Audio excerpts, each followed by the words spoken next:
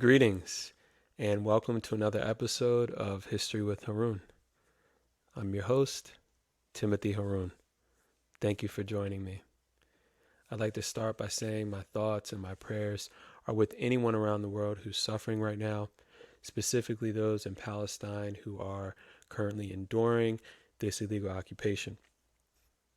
My thoughts and my prayers are also with those who are fasting right now and embracing the fast as we move into the latter end of the holy month of Ramadan. Please subscribe and like if you haven't already. This podcast is brought to you by you, the people. So please continue to donate. It really goes a long way. Cash App, History with Harun. Today's episode is titled Understanding Zionism. It's very important that we explore this subject, given that it works as the framework of what is currently happening right now in Palestine as it relates to the ongoing war that's been taking place over the last 100 years now. Now, there are multiple forms of Zionism. However, for the purpose of this episode, we're going to explore two of the more prominent forms of Zionism. The first is historical religious Zionism, which has its basis in the Bible, specifically the Torah. And the other is modern political Zionism, which we're seeing play out right now through the state of Israel. Now, in order for modern political Zionism or any other form of Zionism to be legitimate, it must be based on religious history, specifically God's relationship with Moses and the Hebrew people, which rests as the foundation upon which Zionism was founded thousands of years ago. Again, we will be looking at the difference between modern political Zionism and historical religious Zionism. To understand the origins of Zionism, period, we must take a brief exploration into ancient Egyptian history in the time of Moses, specifically the year 1500 BC, give or take a few hundred years due to differing reports of Moses' birth record. That's 3,500 years ago. Now, Moses is a prominent figure in all three monotheistic religions. However, he's especially valuable to the Jewish faith because he's considered to be the author of the Torah, which is also known as the 5 books of Moses. The first book of the Torah is Genesis, in which God, through Moses, explains how the earth was created in 6 days, as well as the story of Adam and Eve, which I'm sure many of us are already familiar with. The second book of the Torah is Exodus. This contains the story of how Moses led the Hebrew people out of slavery under the tyrannical rule of Pharaoh. The third book is Leviticus. In this book, God emphasizes the ritual, legal, and moral practices the Hebrews must follow in order to maintain their divine connection with God. The fourth book is Numbers. It's important to note that throughout all 5 books, God mentions a future promised land for the Hebrew people.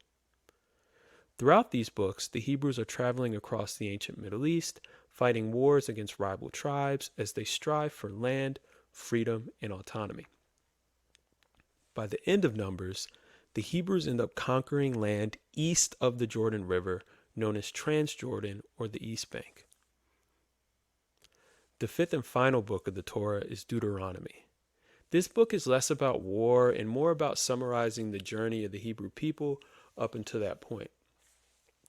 Before Moses appointed Joshua as his successor and eventually passed, he delivered a sermon reminding the Hebrew people that their possession of the land was strictly tied to their adherence to the laws and teachings God had given them. Now, I'm confident that regardless of our religious backgrounds, many of us have heard the term promised land. One of the more direct biblical statements of land being promised to the Hebrews by God is in Exodus chapter 23, verses 31 through 33. Quote, I will establish your borders from the Red Sea to the Mediterranean Sea, and from the desert to the Euphrates River. I will give into your hands the people who live in the land, and you will drive them out before you. Do not make a covenant with them or with their gods. Do not let them live in your land, or they will cause you to sin against me, because the worship of their gods will certainly be a snare to you. Unquote. According to the book of Deuteronomy, this promise was fulfilled when the Hebrews went on to occupy land east of the Jordan River under the guidance of Moses in the book of Numbers. So from a historical perspective, it would be very convenient if we could just wrap things up right there and say that 3,500 years ago, God used Moses to state his intention to establish land for his chosen people. Eventually, that land was established by Moses. The end. Zionist mission accomplished. 3,500 years ago. I mean, this is a situation where it could all be so simple, but you'd rather make it hard. Pause. Contrary to popular belief, modern Zionism and the occupation of Palestine was not implemented from a foundation based on religious principles. This is where we get into modern political Zionism. In fact, the visionary and spiritual father of modern Zionism, Theodor Herzl, wasn't a rabbi or religious leader.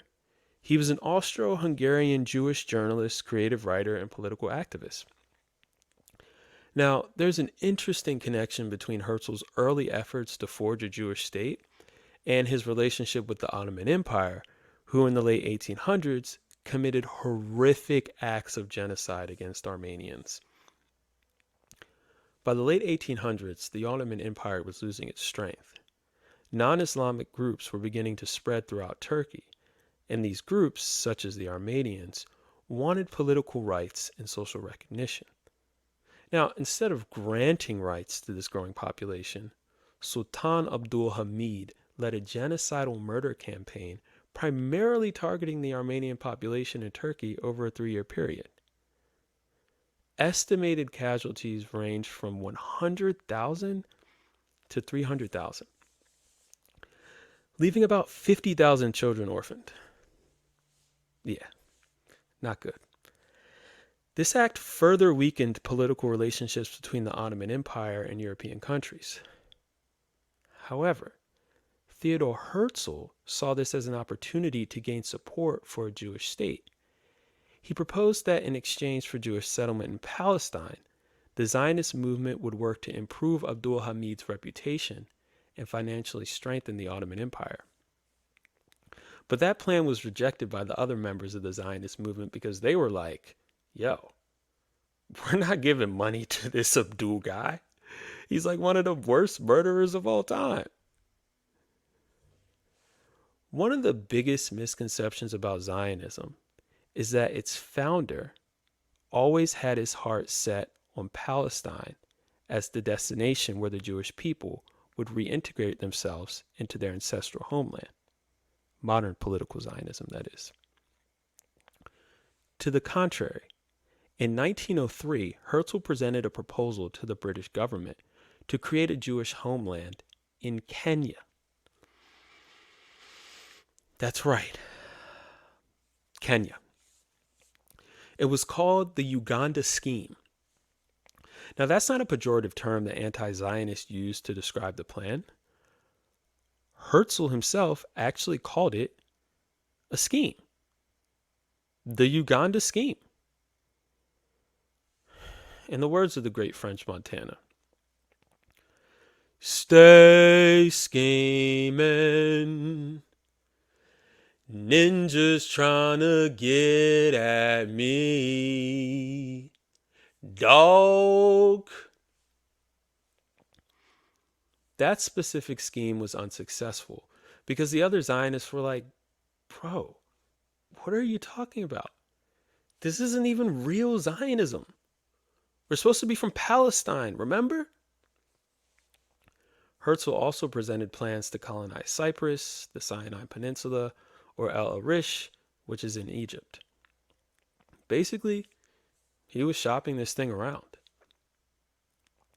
Though he died the following year in 1904, Herzl's vision would come to fruition 14 years later in 1917 through the Balfour Declaration, a public statement issued by the British government during the First World War announcing its support for the establishment of a national home for the Jewish people to be created in Palestine.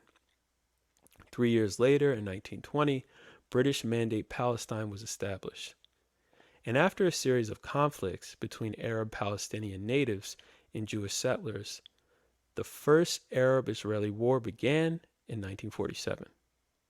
The following year, in 1948, Israel declared its independence. It's important to note that prior to the massive Zionist push to colonize Palestine in the early 1900s, Jews had already been migrating to the region and peacefully assimilating. What's known as the First Aliyah, or wave of Jewish migration to Palestine, took place between 1881 and 1903. Over that time period, the Jewish population in Palestine nearly doubled. Overall, the relationships between the Arabs and newly arriving Jews were peaceful during this period. That is because most of the Jews who arrived were not Zionists who were seeking a permanent state at the expense of the indigenous population. Instead, they were Jews who were inspired by the traditional ideas that had been consecrated in the Holy Land, and they sought to escape the pogroms and violence they were experiencing in Europe. To be clear, throughout the 1800s, Jews in countries like Germany and France were being subjected to acts of murder, brutal beatings, as well as false crime accusations. For many Jews, Palestine served as a reprieve from such brutal treatment. It was through the aggressive decree of the Balfour Declaration that Palestine would eventually become an unstable region defined by indefinite war,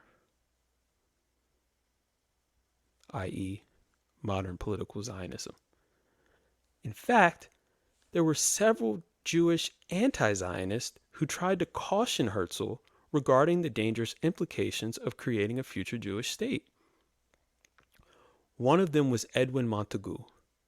He was a British Jewish politician who served as Secretary of State for India from 1917 to 1922. He believed that Zionism was inherently anti-Semitic. Regarding Zionism, he wrote, quote, "I assume that it means that Muslims and Christians are to make way for the Jews, and that the Jews should be put in all positions of preference and should be peculiarly associated with Palestine in the same way that England is with the English, or France with the French, or that the Turks or other Muslims in Palestine will be regarded as foreigners, just in the same way as Jews will hereafter be treated as foreigners in every country but Palestine. Perhaps also citizenship must be granted only as a result of a religious test." Unquote. His satirical critique of Zionism proved to be prophetic. Since October 7th of 2023, over 30,000 Palestinian civilians have been murdered at the hands of the Israeli government in the name of modern political Zionism. That, in a nutshell, is a brief analysis on the history of Zionism, specifically historical religious Zionism, juxtaposed to modern political Zionism. If you would like to help me continue to grow this podcast, please like, subscribe, and donate. Cash App, History with Harun. I'm going to close with a reading from the Quran. I'll be reading from chapter 21, which is entitled The Prophets, verses 16 through 18. It was not in sport that we created the heavens and the earth and all that lie between them. Had it been our will to find a diversion, we would have found one near at hand. Indeed, we will hurl truth at falsehood until truth shall triumph and falsehood be no more. Woe betide you for all the falsehoods you have uttered. Until next time, thank you.